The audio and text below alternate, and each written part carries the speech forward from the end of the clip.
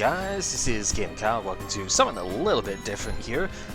Devil of Decline, the second of the Genius of Sapphires trilogy of RPGs, has been translated into English with the Steam release, and so I've been playing it a lot, and was getting my ass kicked by the boss of the first tower over here, because she's randomly like 20 levels higher than the rest of the place. So I've been kind of thinking about this one for a while, working out like what do I need to actually try and beat this.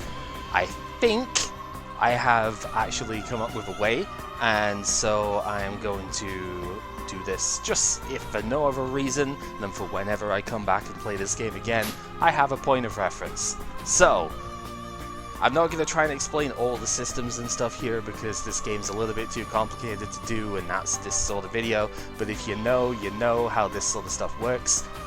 We're just going to go over what we have here. No chat, no. We can, I mean, we still show everything that way. This is being recorded on Twitch, so we will still respond to stuff, but chat's not going up on screen. What we have here is a super tank formation with the Phoenix Skydance, having Yuka in the middle here. She is a little bit underleveled, but it doesn't matter. She's not going to be taking damage anyway here if I've worked this all out right, so that's going to be fine. And the idea is that I've discovered a neat little skill down here called Water Barrier. One thing I've been working out with this fight and like restarting it a few times is to see what sort of stuff does it do. She does a lot of water, and she does strike and slash attacks. Some slash attacks, it's like Fang Crush or something. So Water Barrier over here is going to be cast by Sanai like every single turn, and she will be able to nullify basically every single water component of this fight, which leaves only the physical attacks to deal with. The physical attacks are going to be pretty easily handled by Yuka because her physical defense and stuff is insane, right? Like, Moko could have been here, but the reason Moko is not is because she's better as a commander, effectively a commander slot here. In the Shikigami system, she can mass revive if need be. So yeah, it's expensive, and Yuka can't do it very often, but nobody should be dying that often, so it should be fine. And we do have a decent bit of defense here if we need it, so yeah, there's going to be that for it. We've got a decent boosting move here because there's not much else that she can really do, so we'll give her a boosting move for the starting turn here. This boss seems to be very, very defensive, but it doesn't have any weaknesses whatsoever that I've noticed. I obviously haven't beaten the boss yet, so I don't know the ending stats, but there's nothing that I have spotted, and I've tried just about every element at this point, so we're just going to stick with Mystic Power. And that is going to be the main bit of Oku is just going to try and blow her away slowly but surely. It's going to take a while to build this up, but she's got as much firepower as physically possible here, alongside Ran for magic crits, rather than Marissa for like a bit there. So yeah. The other thing is she is weak enough to debuffing, but she does seem to have a decent amount of resistance, so we need some more potent debuffs here. So that's where the Serpent Queen is going to come in, because Serpent Queen's curse is pretty powerful and works more often than not. So we should be able to debuff the potential, which then means that we can hit with more debuffs and also work with magic defense down effectively on them, and that's going to be the main bit. Stars here for spell enhance, and Lunasa's here for general buffs and debuffs once we have things rolling. The other component for this is the land manipulation, because she does regen in water. Even though she's not weak to fire, we still have the ability to manipulate the land in our favor. This is the one skill in the game that can do that.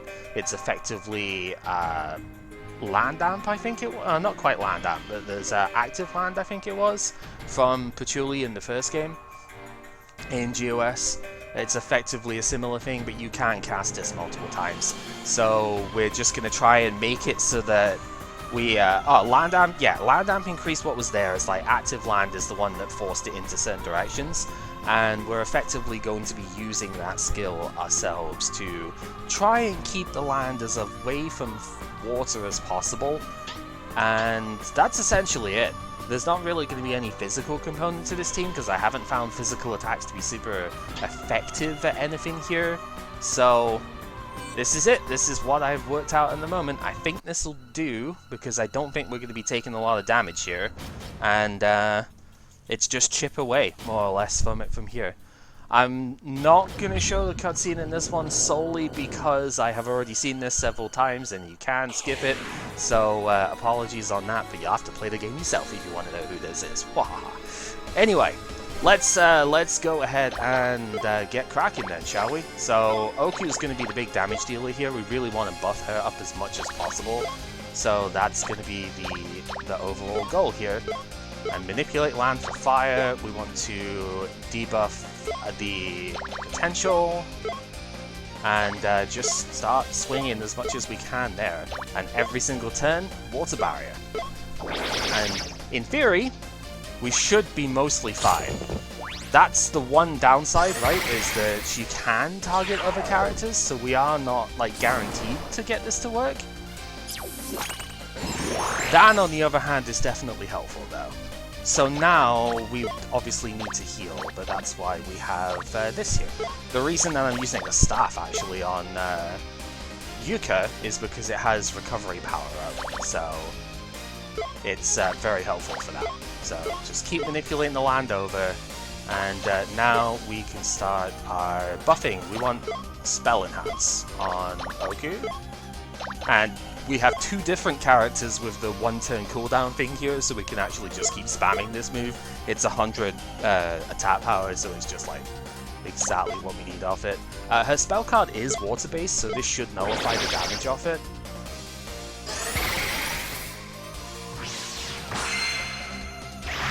It's a very scary looking thing, but it so far hasn't done anything to me, so I'm not really too concerned about it right now. Maybe I should be, but that's as good as I've got. And yeah, Yuka doesn't need to do anything else at the moment. Don't bother with wasting MP here, is my bit. The land is pretty heavily favoured over, but it could be more favoured. So we'll fire another bit off there. And now we start buffing the rest of our stats up. So we're getting intelligence buff, and we'll just keep spamming away. Yeah, it really does look like the octopus maelstrom attack. Yeah, that's true. That's true.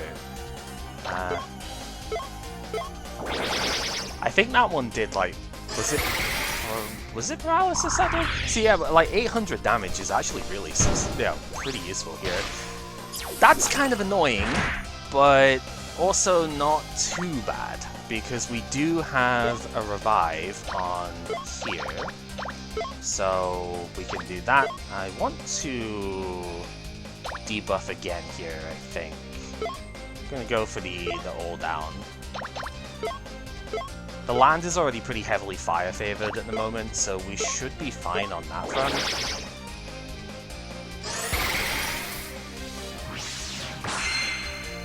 Oh, it was inflict death if the lamb's active. Fair enough. Yeah, I forgot. Okay. And then heal you up. Yeah, we do need to put the land back in fire favor. It does take a lot of MP to use that move, which is why Zhuli is the one that's casting the thing, because she's got the highest MP in the game naturally. So yeah, makes the most sense. And then we'll Rainbow Ray and Barrier.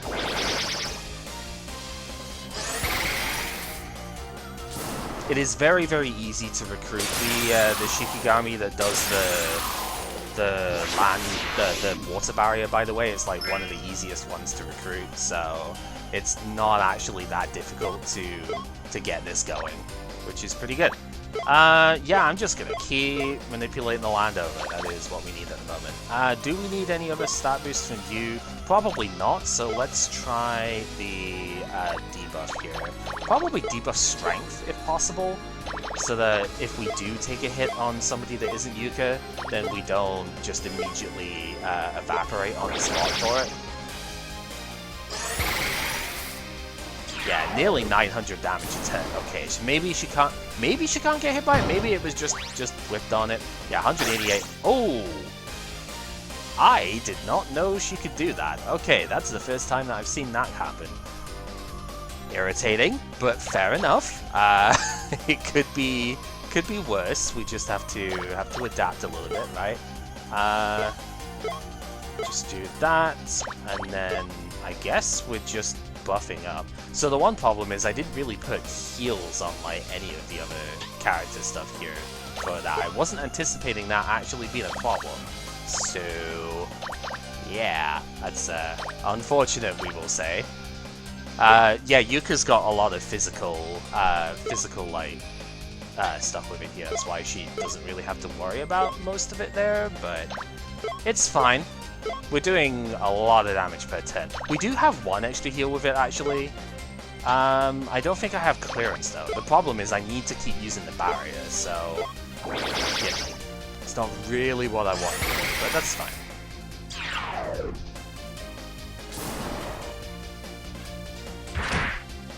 There we go. See, all we have to do is just wait for her to wake us up anyway. It's fine, right? No big deal. If somebody did go down, we would eventually be able to like heal up. We do have a pretty useful amount of like tanking stuff on Yuka. She's really resistant to the physical attacks, and she does have water resist on as well. So like it really shouldn't be that bad. Well, now that the land is so heavily in favor of fire, I'm just gonna use the spell here. Do we need this back on you? 3 turns? Nah, we're fine. We'll put it there. And then here, just keep on smacking. And yeah, we're gonna take it out right here. Is a grass type naturally resistant? True. Yeah, see, that's the best that she can do to Yuka, is like 12 damage here with the debuffs and stuff. That did more damage than I expected. I'll be honest, I know the land is so heavily in favor of water, but I still didn't exactly expect that move to do a lot of damage there. So, good job, Zhuli. I guess that's what happens when we get properly buffed up, isn't it? And we go, might as well just raise intelligence again here. And, yeah. That's pretty much it. That's what I figured would happen.